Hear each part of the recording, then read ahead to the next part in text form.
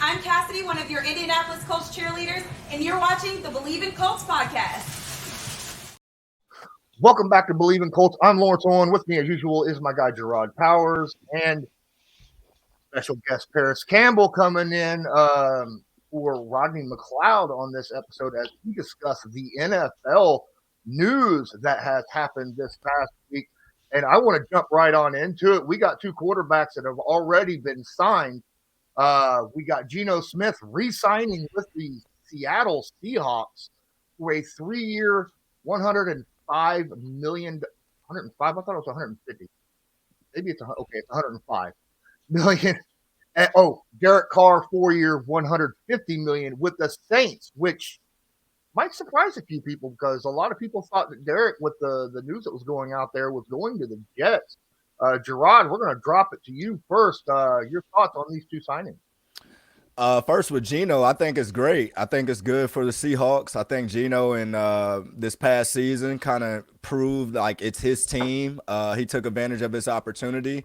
I think he won Comeback Player of the Year, or I forget which award it was that he won, but it just shows you the type of, I guess, organization the Seahawks have. They're rewarding a guy that went out there and really earned it and did what he's supposed to do and took advantage of his opportunity. And I'm happy for Geno. His career has been, like Parris was saying on the last episode, with some highs and some lows. A lot of people counted him out.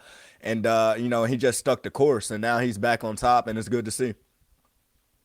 Okay. Oh, real quick, just a question. Does this change what the Seahawks do in the draft now that they've re-signed him? Maybe a little bit, but it's still, I don't know. I'm just a believer in, if I'm running an organization and, it's certain guys that I want or certain guys that, I just got penciled down. If he's available, I'm taking him. So if there's a quarterback out there that you like and you're Seattle and you're kind of looking towards the future to where you got 3 years essentially that a guy can come sit and learn and develop under Geno, I'm still taking that quarterback if he's there. Okay. Parris, your thoughts on Geno's contract re-signing? What did he say earlier? I think he said they wrote me off, but I ain't right back. I'm happy for Geno, man. And like Rob said, we've seen the highs and lows in his career. For him to have this day, I'm sure it's special. I'm sure last season was special to him. Because he probably proved a lot of people wrong, but most importantly, he proved himself right, man. So definitely see him, get what he wanted, and also credit to Seattle. He balled out, and they respect and pay one of their own, man. So I think it's gonna go really well for them. Awesome. Well, I want to just remind everybody before we go on that BetOnline remains your number one source for all your sports betting this season, whether it's NFL, NBA, MLB, hockey, soccer, whatever, boxing, MMA.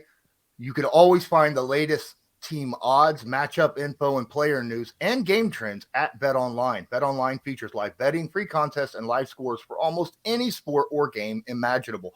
We're the fastest and easiest way to bet on all your favorite leagues and events. Head to betonline.ag to join and receive your 50% welcome bonus on your first deposit. Make sure to use promo code BELIEVE, that's BLEAV, to receive your rewards. BetOnline, where the game starts. Absolutely. Jerraud, thoughts on in my opinion, the surprise signing? I like it. I like it. It's just something about New Orleans. It's something about that culture, that organization. It's just a different feel. They're always competitive. They got some pieces in place. I know it was smoke with the New York Jets, but I think it might have been his agents probably pushing that narrative a little bit to drive up some money with the Saints. You just never know how that worked. But I bet it was a little bit of playing with that. But I like it. Derek Carr is already a proven guy in this league. If he's had some success, one of the better down the field throwers that we got in this league. And then when you look at the Saints and Michael Thomas trying to get back to where everybody knows he can, and the other weapons that they got, Kamara and all these guys, they can end up being a dangerous team in a division where there's a lot of uncertainty, with the Falcons, the Panthers, the Tampa, it's a lot of uncertainty. So with Derek Carr going to the Saints, it kind of puts them in the forefront of that division right now. Paris? Yeah, man, I agree. And just credit to that supporting cast. Like, I think it's really going to allow Derek Carr to come in there and do what he does. And I think it should be a smooth transition. Obviously, you got Chris Olave, who almost won Rookie of the Year. Like you said, Michael Thomas trying to get back and come right. Alvin Kamara. It's a great supporting cast. And for Derek Carr, a proven veteran, we know what he's about. We know what he's capable of. I think to place him right in that offense, man, it should only elevate. You know what I mean? And like I said, young Chris Olave, man, continue to elevate him, and I think they got a good thing going. Yep, I believe so too. Man, Derek already got a good defense. Yep. Yeah. Mm-hmm. Absolutely. Yep. And I mean, as Colts fans, those of you that are Colts fans watching this, we know what Derek Carr can do. Even against good defenses, we've seen it. he could pick apart a defense quite well. Let's talk about the Dallas Cowboys and the Las Vegas Raiders drop franchise tags on their respective running backs. What? That's something that I didn't expect this offseason. Tony Pollard and Josh Jacobs gets tagged. What are your thoughts about using the tag on running backs and that situation there, Jerraud? Like I said, I'm a big believer. You don't let good players walk out that building, man. You got to do what you got to do. If that's, going to cost you a little hefty price with the franchise tag or whatnot, you got to do it from a business standpoint. I mean, you want your best players to have your jersey on at the end of the day. So Josh Jacobs, probably had the best season this past season at the running back position. And Pollard, from the jump, been letting everybody know that he's a running back number one and he wants to get paid as such. So if you're the Cowboys, you got to do whatever you got to do to just keep, your best players in the building. So I don't blame them at all, especially for those two guys. Yeah. PC? Yeah, man, I absolutely agree. Starting with Tony Pollard, man, what a season he had. Like, every time you turn on the Cowboys game, he was flashing across the TV. So also, I feel like if you got players that they're proven, they continue to show it each and every year, they're consistent, like, you just can't let them walk out the door. And then on the other side of it, I think for Tony Pollard, he got injured at the end of the year last year. I think it's in his benefit that he did get franchise tag because going into free agency, who knows what would have happened. Some teams aren't that lenient when it comes to those injuries, and they're not necessarily sure how he's going to come back. So I think both sides, that's a win-win when it comes to the franchise tag for Tony. And then talking about Josh Jacobs, like Jerraud said, he had the best season at the running back position this year. And if they would have let him walk into free agency, somebody was going to definitely give him some money. So I think it was smart by the Raiders to tag him as well. Well, I mean, the Giants still have a tag to use. They got till 4 p.m. today to use it, and they're kind of in a conundrum right now, trying to work out a contract with Daniel Jones, who apparently wants $45 million, and the Giants are like, come on, dude. And then, of course, you got Saquon Barkley sitting over there, another running back that they could, use that tag on if they can get this Daniel Jones contract situated, because you talked about Josh Jacobs hitting free agency, getting paid. I'll guarantee you, I'm pretty sure Saquon's going to get paid too, right? What's the tag for running backs? I think it's like 10.05 or something like that. So I just seen it not too long ago. So another thing, how it goes, Lawrence, when it comes to free agency and the market, the value of these guys and what Parris is about to go through, his value and, just what it is.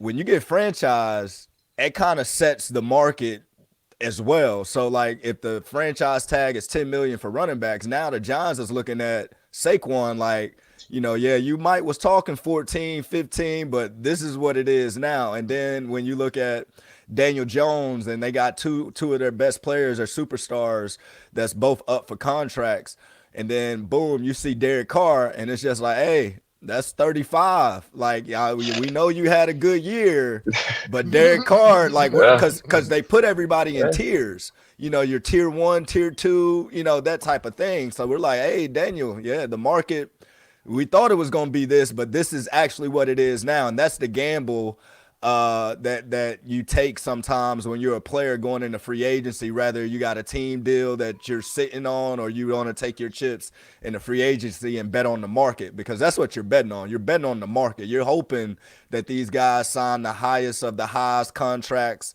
and all those type things, because when you're up and you're in that same tier, that becomes your bottom line at the end of the day. So you're starting to see these numbers jump out of here in these reports, and it's pretty much going to set the market on certain positions on, what it is. Was it a mistake? Kansas City Chiefs is not going to tag Orlando Brown. He's going to make free agency. Is that a mistake by the Chiefs? In my opinion, yes. In my opinion, just off of like, if I'm the Chiefs, I'm thinking like, man, we're in the middle of something special. Like, we're not done, we're not finished by any means. Like, the last 5 years, it's our era. Like, people are gonna talk about this, down the road or whatnot. Whoever your core pieces is, I feel like you got to keep your core, man. Parris will tell you every year is a new year. Whether you win it 2 times in a row, 3 times in a row, or don't win it at all. Every year it's a new year, new grind, new chemistry that has to be made. Just stuff that really matters when it goes into playing on Sundays. Stuff that don't get accounted for, that you just know as a player once you've been in them locker rooms. And I feel like once you lose somebody like a prominent piece like Orlando Brown, it can be like a trickle-down effect, because you see Frank Clark is he's hitting free agency. He's been a big part of that. And we're talking about 2 pieces that, been staples for this team. But I also, thought Tyrann Mathieu was a staple, and these guys let him walk and they turn around and go back and win it again. So you just never know how it's going to go. Parris, your thoughts on Orlando Brown hitting free agency? Do you think that's a mistake to let a franchise left tackle walk? I mean, yeah, man, I honestly do. I think it's tough too, because the big thing that jumps out to me on that situation is like, how many times do you see, a franchise tackle hit the market? You know what I mean? Usually these guys are getting extended or franchise tag. Like that, it's not too often that we see that in the league. So it was surprising to me to see that they're not using that tag. I don't know what their plans are. They also got Juju Smith-Schuster hitting free agency. Like, who knows what's going on in the building, what the talks are like. But come March 15th, they're gonna see Orlando Brown's name. Some teams gonna see that name, and it's gonna be all over him. But just credit to what Jerraud was saying. Like, you want to have your cornerstone pieces on the team, like, for the long haul. And every year, like, that, it's true. Like, I don't care who won the Super Bowl last year. Like, you gotta come back into the locker room. You gotta come back in OTAs, prove it each and every day. You gotta build that team chemistry, because it's always moving parts. It's going to be new pieces. So you want to have guys that have done it, know the program, know the franchise. Like, you got to have those pieces. So that was a little strange, to see that they're not going to tag him. And I saw Hartman. They said they was prepared for Hartman to reach free agency as well. And he's kind of his last 4 years, even though it might not have been as impactful as, say, a Tyreek Hill or something like that, but he's become a staple of that offense to where he's accounted for. So, I mean, McColl's that burner. I mean, you gotta be able to, respect that speed on the field, So that's a situation right there.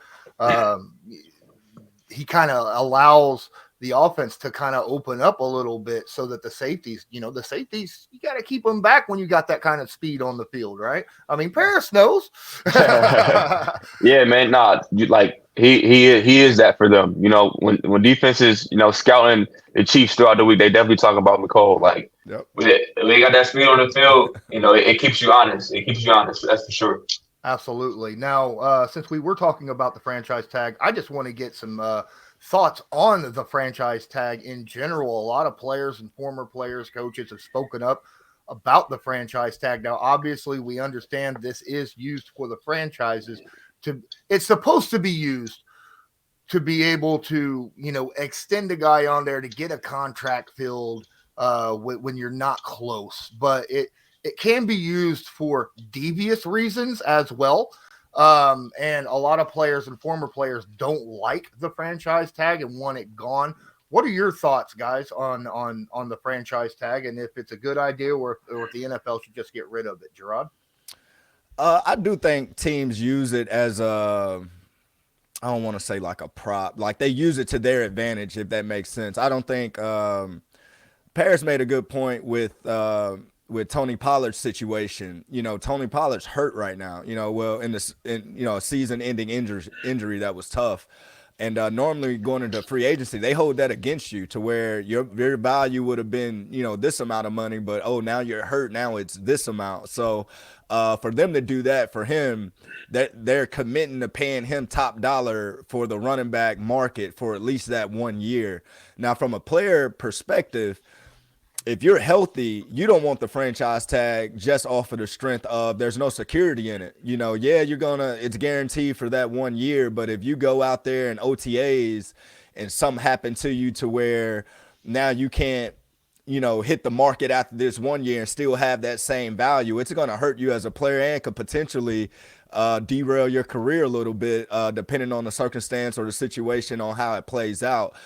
Because from a player standpoint, we want security. You know, we want long-term deals. We want guarantee money and long-term deals at the end of the day. And the franchise tag, even though you're guaranteed to make a lot of money, that 1 year can be kind of scary to where you're almost not even being yourself just off of if one thing happened, it can derail a bunch of other things. So. PC? Yeah, man. 100% agree.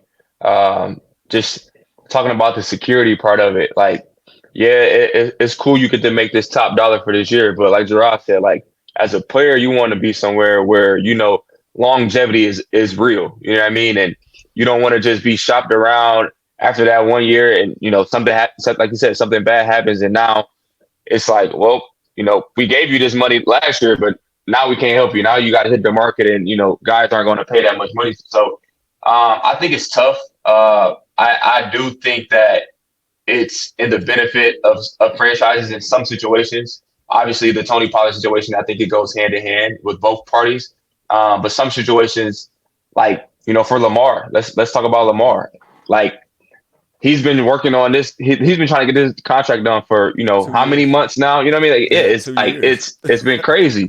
And, you know, the fact that they can just, okay, let's just franchise tag him because we haven't been able to get the deal done for this long. You know, I think that's unfair to the player. I think Lamar has proven so much and he's done so much for that organization, man. Like let's pay our guy. You know what I mean? Let's pay our guy. So in situations like that, I think it's unfair, and I think it's almost detrimental to, you know, a player's career. You don't see this very often, but I do have a question. I'm sorry, Jerraud.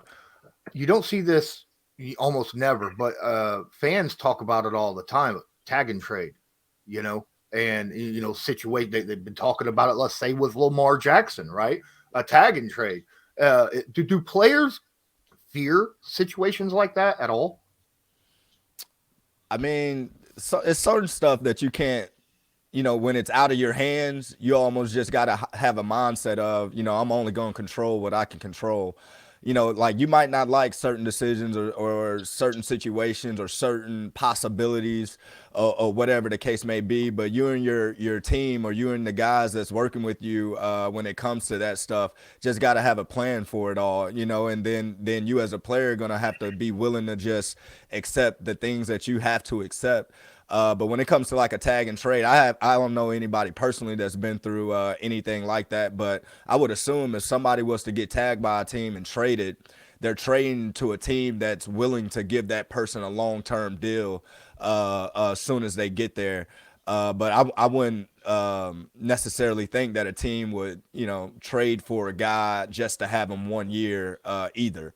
Because it's still going to be the same situation at the end of the day. And then if you do tag and trade a guy and the other team is just going to stick with the tag, then you're talking about somebody like Lamar that has to learn an entire new offensive system. You got to get certain players around him. It's just so much that you have to do when it comes to certain positions to where it's just like, no, we need this guy here for the next 8 years or whatever the case may be. But talking about the tag, the one person I know that the tag benefited and it worked out well because he bet on himself is Kirk Cousins. Kirk Cousins got tagged twice. You know, he bet on himself as a starter the first time, came back, did it again. So now going forward, this is how he changed the game that I don't think he gets credit for. Going forward, so far, I think every contract he has, so his last deal was like a 3-year deal, 4-year deal. I forget exactly what it was, but it's fully guaranteed. So now when he goes to the table, he's like, look, my last 3 or 4 deals that I've had, including the franchise tags, has been guaranteed deals. So him going forward, it can benefit him. So now when he goes to the table for a new deal, he's not taking nothing unless it's a fully guaranteed type of contract, or at least that's his leverage per se. I don't think that gets talked about enough because he could have started a little trend or maybe possibly been the face of something new type business situation, because you just don't see the franchise tags work out in somebody's favor like that. As at the quarterback position, you get franchised one time, and he the one that set the quarterback market at one point. You get franchised one time, I think it was 30 million, then the next year was like 38. I mean, I forget the exact numbers, but at that time it was like the highest. And I was just like, dang, Kirk Cousins, and hit him over there. Like he figured out the matrix. Like he got it. Yeah. Well, I mean, the tag does work out in players' benefits and players and teams when there's definitely mutual interest. Look at Dak Prescott, right? I mean, there was the mutual interest there, and he got tagged that 1 year. And they just needed that extra year to work out the numbers between them, right? And he ended up getting the money that he wanted. Yeah, I think Dak got tagged, but signed like within that. He didn't get franchised for the entire year. Yeah, I think it happened later that year. It extended, right? No, but it extends. But that's what I'm saying. A lot of times when it comes to the quarterback position, they'll tag a guy if they haven't reached a deal, knowing that they're in the process of making this deal happen. They just need longer time. It's the dates that put the tag in the media front per se. Like this March 15th date, that's the thing. Like, oh man, we need longer time. Let's just tag them now and we'll get the deal done in June. We'll get the deal done in July. Because in the tag situation, there's no bonus or no signing bonus. Like you only get paid once the season starts, rather than if you sign a 5-year deal, you might get $60 million on pun of soon as you sign the contract. So that's the difference when it comes to the franchise tag and a long-term deal. Okay. As far as in the guarantees. Yeah. Okay. Parris, I got a question for you. Who is the fastest defender you've ever played against? Fastest defender. Sheesh. Everybody's fast. Yeah. Everybody's fast. Oh man. To be honest with you, it's a Colts in-house name, Isaiah Rodgers. Bro, he has wheels now. And I think, I got beef with fast corners because I always feel like fast corners that know they're fast, they play to that strength, man. And they like to play underneath a lot. So, I got beef with fast corners because I feel like they cocky on the field. Last question I got for you. Now, I asked you about wide receiver U, and I think the other school that can make, that argument is Bama as well, with the group of guys that they have. How would you stack the two programs when it comes to that position? I know you're an OSU guy. You want all these recruits to shoot over there, but if they had to choose between OSU and Bama, why would they choose OSU? Honestly, I think the tide is turning. And it's nothing that, I'm not trying to say that, the Bama players are all old, but I just think the new day and age, when you see the receivers that's top of the league or that's, going off every week, it's an Ohio State player. I mean, and, we got a lot of young guys. I think right now, Michael Thomas is working on getting back, but he's kind of the guy that kind of started the young guy trend of, receiver U and kind of resetting the name and, resetting the idea that we are receiver U. And, obviously we've seen Terry McLaurin get paid. We've seen him make his first All-Pro, his first All-Pro, his first Pro Bowl. The tide is turning. Then you got young guys, Chris Olave, Garrett Wilson, Rookie of the Year.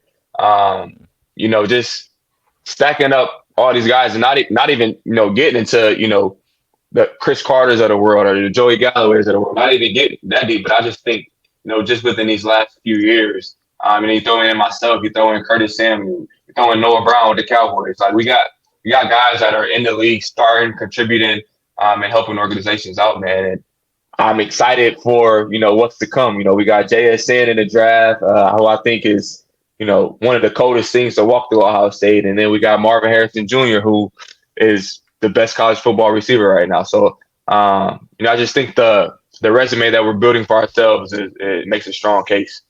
Absolutely. We discussed a little bit earlier about obviously, Tony Pollard and his injury situation. Last week we had special guest Brandon Graham on, who, had his injury problems as well and didn't start his career off the way he wanted. I have a question. I'm actually going to drop it here off of Twitter. And the question is actually a pretty interesting one. Was there a moment where you felt like you were really back from the injury, and was you able to, get over the mind thing where, you're maybe trying to play it safe on the field because of, the injury thing?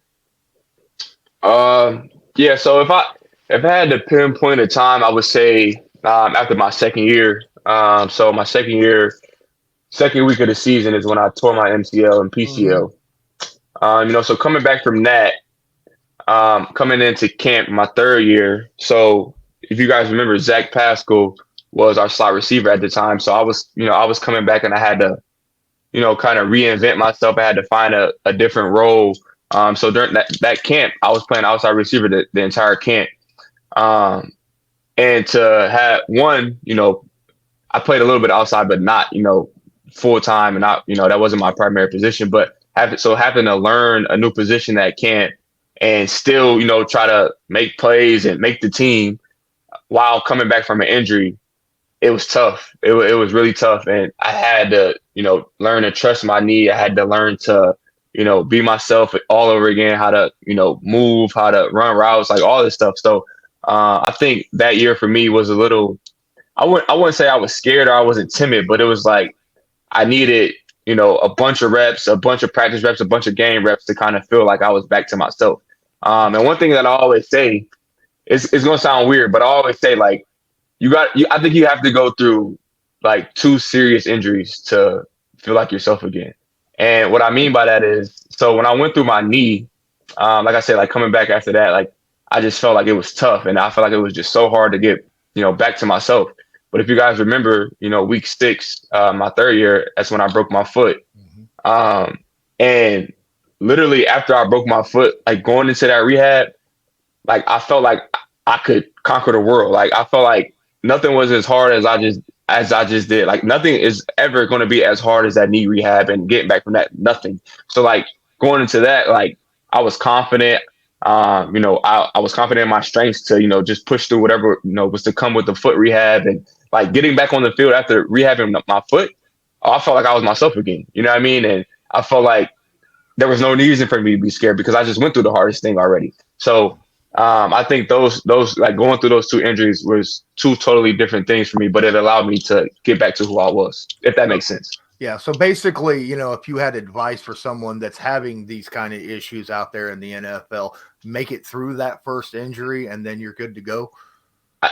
I really think that is true, because for people that go through, serious and chronic injuries, like once you don't give up after that first one, man, because like you find out so much stuff about yourself, like about adversity really makes a man, it makes a player. Like, so you really find out like, okay, I really can conquer this. I really can overcome this. Like, this isn't the end of me. And I think, some guys have to learn that, the hard way through injuries. Okay. Well, appreciate you guys. This was another episode of Believe in Colts, going over the general NFL, brought to you by Bet Online with myself, Jerraud Powers, Parris Campbell. And until next time, have a good one. Do you believe?